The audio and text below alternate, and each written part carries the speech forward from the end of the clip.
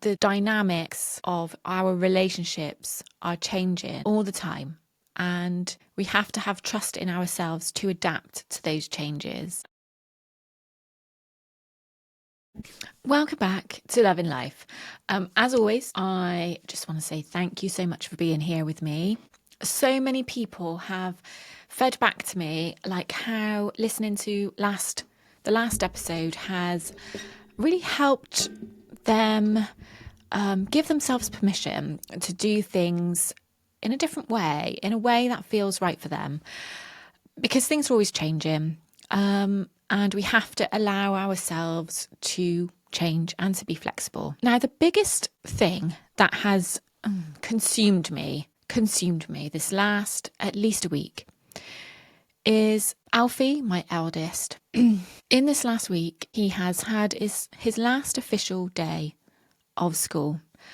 And he has started his GCSEs. Now, I don't know what the equivalent of GCSEs are in other countries, but here it's like our exams that you take when you're 16 to leave school.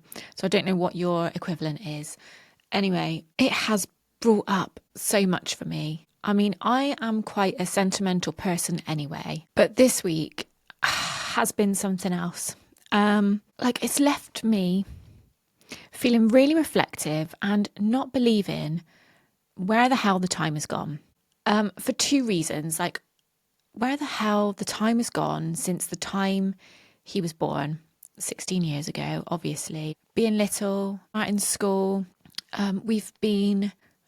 obviously I say I started doing this, looking through all the old photos of when the boys were little, when they first started school. And Alfie's then joined me in looking at that because he's quite sentimental as well. So we've actually enjoyed looking over the old photos and videos together. And I can't believe where the time's gone. And I know that many other parents will be understanding this sentiment today, this week, the sentiment that I'm feeling right now. And I think I'm sure this probably happens at lots of different milestones. But this to me is a massive milestone. And it's weird because I don't feel sad. I just feel it's more like an awareness. Do you know what I mean? An awareness of time. How much time has moved on. It's taken me back to, like, there's another part of me that can't believe it's not me taking my GCSEs. Like, it doesn't feel like it was that long ago that it was me leaving school, taking my first exams. Like, I still remember the date of my first exam was on 18th of May 1998, and it was geography. And I don't really remember any of the other exams, but that one will always stick out to me. I still remember being stood outside the sports hall, which is where we took all our exams, and waiting to go in and just feeling those nerves, that anxiety that this was it. And even though, like, obviously I was 16 then, well, I wasn't even 16 on the 18th of May because my birthday's in June. So I was 15. And to think that I'm now 43 and I'm thinking, God, it doesn't seem like that long ago that it was me doing that. Like, fucking hell, it was ages ago. It's 28 years ago. But it's like, you blink, in a blink of an eye, it's gone. And like I said, I don't feel sad about that. It's just left me feeling really sentimental. And like all these, the episodes that I'm doing at the moment, I'm trying to work out how I can tie in the theme that I'm working with for the month. And if you listened last week, you'll know that the theme that I'm working with this month is trust in relationships with the heart chakra. And this ties in so perfectly because it's about having trust in a different way. It's about having trust in time. It's about having trust in the way relationships change, how we change, trust in how we change.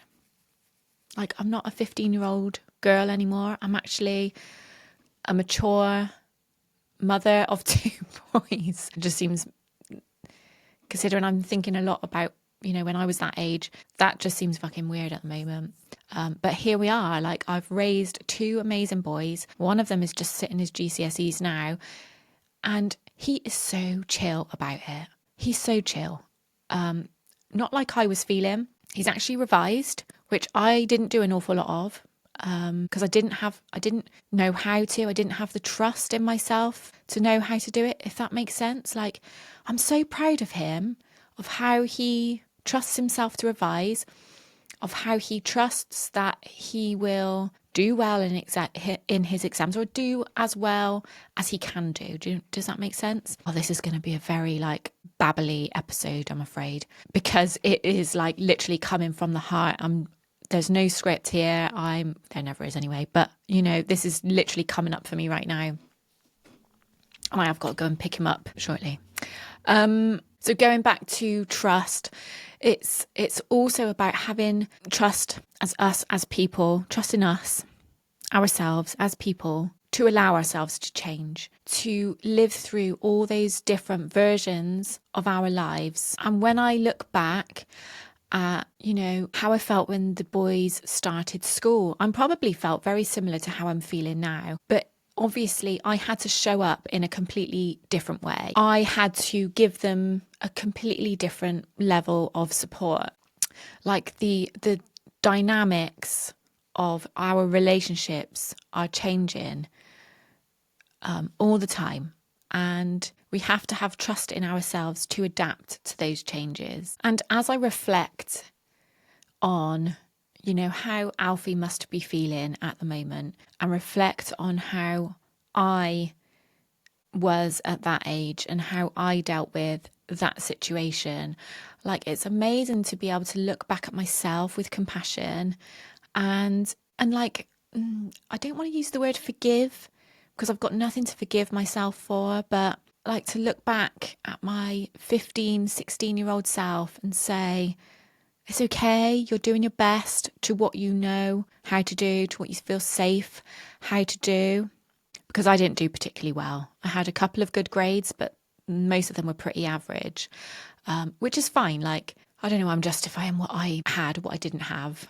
But I specifically remember revision being really hard. And it's funny because I was talking to my nan about it the other day. And I'm really close with my nan, and I always have been. When my parents were at work, Nan was always the one who would be there for us. When we got home from school, she would quite often do our tea for us.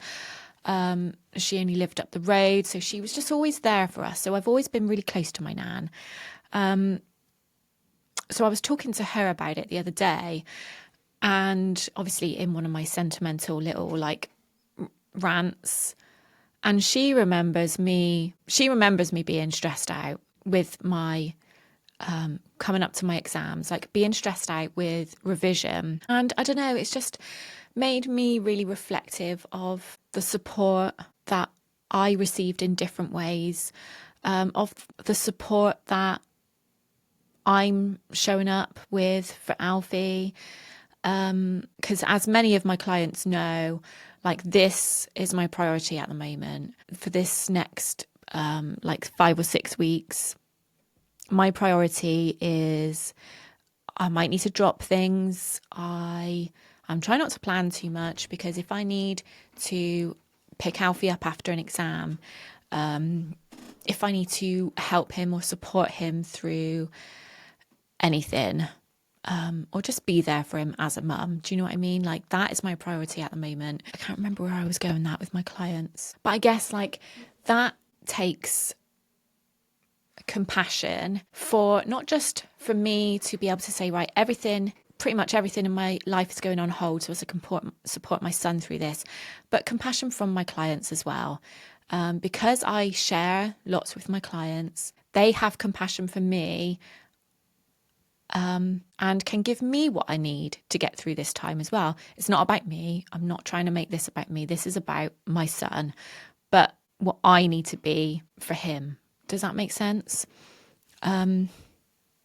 yeah, as you can probably tell, I'm feeling very reflective, very sentimental, but it's really got me thinking about how dynamics do shift over time.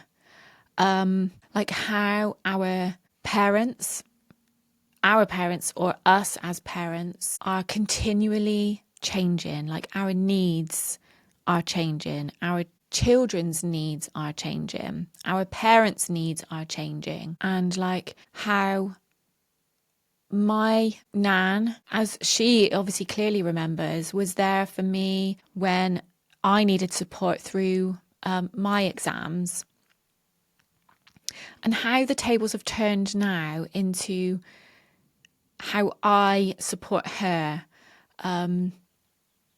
how I show up for her in the time, in the stage of life that she is at now. So she's 91. So our dynamic has completely changed from, where she used to take me to dental appointments, to take me shopping. When my mum was at work, my nan was the one who did that. So nan was very much that support role for me alongside my parents. And, now she's 91, like myself and other family members, we are sort of giving back to her what she gave to us. Does that make sense? And obviously, as time goes on and my parents get older, like that dynamic where they're still able to help me out now, but down the line, it will be me helping them out again, me helping them out, just like I do with my nan now, and my children helping them out as well, just like I do with my nan. But of course, with all this comes with, and this isn't necessarily the case for me, lucky to say, I'm so lucky, but in other family dynamics, people haven't always had that support. People have had their trust broken. So how they show up, or how they feel that they have to show up, is sometimes met with guilt, shame, anger, like lots of different emotions, because all of our current experiences are like affected by the experiences that we had in the past. Does that make sense? And with all this sentiment and reflection that I'm feeling, this has shown up in some really beautiful Reiki sessions that I've held this week, where my clients have really felt like where they can lean on their heart chakra, where they can lean on their compassion, where they can lean on their love a little bit more. So whether that is love and compassion for family members who haven't always been there and haven't always shown up for them in the way that they needed, or having compassion for themselves and just being a bit more open to certain situations around them and feeling into that a little bit more, having more compassion for themselves in those moments. It has been a beautiful, beautiful week of Reiki sessions. It's been a beautiful week of reflection and sentiment from myself, for Alfie. And actually, one thing he said to me, so it's his last day on Friday, last official day of school on Friday. And, they all they signed each other's shirts and did some fun games in the afternoon and stuff. And like that morning, I was feeling really sentimental. I was like, oh God, like I can't believe this is your last day of school. And, all these things I've just said to you, like not believing, can't believe where the time's gone, can't believe like it only feels like yesterday that I was doing this. It only feels like yesterday that you were little and you were having your first day of school. And the looks I was getting from all of them in the morning, like, what the hell is she going on about? And then it was funny because then when Alfie came home from school on the Friday, he was a bit like, oh, I can't believe that day's gone now. I can't believe I'm never going to have that last day of school again. And it was almost a bit like, we have to make the most of, have to allow ourselves to feel that sentiment and allow ourselves to reflect, because once it's done and we've only got our memories of it then, So I've got a journaling prompt for you again this week. I love the fact that people were using my journaling prompt last week and fed back to me what came up. So here's a question I invite you to ask yourself this week. Whether you journal, whether you just think about it as you're driving, whatever you're doing, just have a think about what relationship in your life has changed the most, and what does your heart want to say about it now? Do you look back with fond memories? Do you look back with shame or guilt that you need to let go of? Like, what comes up for you? Just allow yourself to feel whatever it is you feel. There's no right or wrong. Allow whatever it is you need to come up. And I've also got some affirmations for you. So if you're in a position to, just close your eyes. And if you're driving, don't close your eyes. If you are not in a position to close your eyes, then don't. But listen to these affirmations or come back to them when you can. I trust the journey of time and the way it shapes my heart.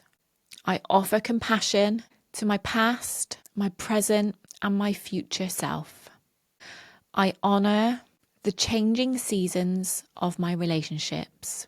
I allow my heart to feel whatever it needs to feel without judgment. I trust that love never leaves. It simply shifts shape. And I think that is a really important one, that last one, because when we can look back on things with love in whatever form, love for yourself, love for the person that you need to, there is always room for love somewhere in some form, whoever it is for. People might not have shown up for us how we want them to in the past. Rather than holding on to resentment, just allow it to shift. Or if you haven't shown up for somebody how you maybe would have liked to, rather than holding shame and judgment to yourself, just allow a bit of forgiveness. So when I say approaching situations with love, that's what I mean. Hope that makes sense. Okay, I really need to go now because I need to pick Alfie up. He's on his final exam of the week. So I'm heading to pick him up in a moment. But before I go, I just want to say again, thank you for all your lovely, for all your feedback on how, the episodes, the emails, the social media posts, how they're all resonating with you at the moment. Like, I so appreciate your feedback. And lastly, I really hope to see some of you on my Trust in Relationships group session on Saturday. I have been asked if I will sell this recording separately, which I am going to. So the session itself won't be recorded. The live session is completely private. It's completely safe and secure in a Zoom filled with other lovely women who are working on the same things. But I'm going to be filming a separate recording for people who feel called to take part in this, but for one reason or another, they are not able to join me at the live time on Saturday, which is 3:00 UK time. Or if you live in a different country and time zones don't allow that, or for whatever reason, if you feel called to take part in the session and you can't join me live, you can buy the session. So look out for that next week if you're not able to join me live. Anyway, have an amazing week and I'm sending you so much love. Bye.